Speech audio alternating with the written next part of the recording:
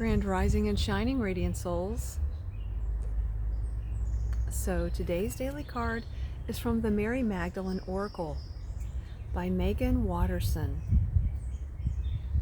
And today, it's one of my favorites, the heart. I carry a cathedral within me. I can vividly remember the first time I walked into Mary Magdalene's stunning basilica in the French village of Saint-Maximin-la-Sainte-Baume. It's as if some part of me never left. It's as if some part of me is still wordlessly staring up at its high vaulted ceiling with rays of otherworldly light flooding in from the stained glass windows. What I've come to understand is that these breathtaking and miraculous cathedrals, these churches, mosques, temples, synagogues, and sanctuaries the world over are meant to reflect the majesty and divinity of what we also contain within us. One is not meant to replace the other, but rather reflect and remind us of what exists first and foremost in the human heart. As we know too well, sanctuaries can burn and be destroyed, but the human heart contains the most significant force we can ever experience in life: the power of returning love. The Gospel of Mary refers to the divine as simply the good, and one of the passages that confirms Mary Magdalene as a spiritual leader among the apostles comes from Mary chapter 5, verse 9. When Mary had said these things, she turned their hearts toward the good. Christ's disciples are terrified after the crucifixion. They fear for their own lives.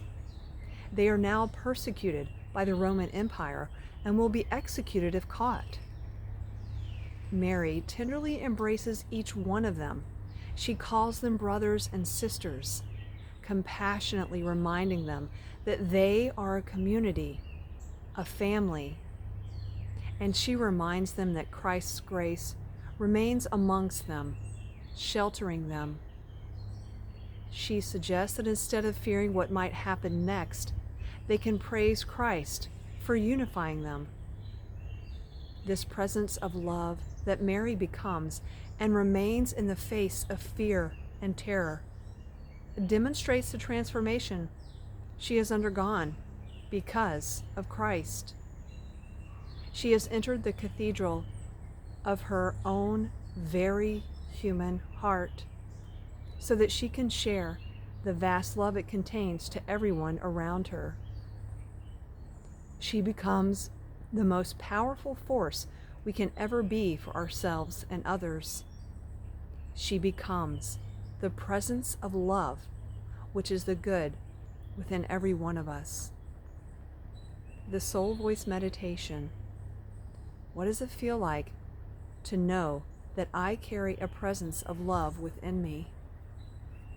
This is one of my favorite cards because the first time I read it, I didn't even think about all the temples, the churches, the synagogues, all of these huge, magnificent places built all over the world are representing what's within us, the cathedral of our heart, of my heart, of yours. And remembering that that is always the solace, that is always the safe place that we can go. In this society that we're in, there's so much things that are thrown at us that are of fear and terror and suffering. Over and over again, the cycle just keeps going. And how can we stop that? By honestly seeing ourselves as temples of love and compassion and understanding, and letting go of judgments, and letting others be where they are in the moment, and knowing that The main thing that we need to do for ourselves to assist others is to love ourselves wholly and completely.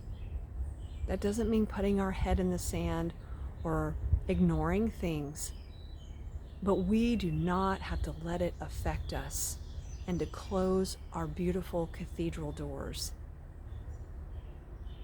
Thank you as always for joining me. And you know I'm always sending you peace, love, and soul.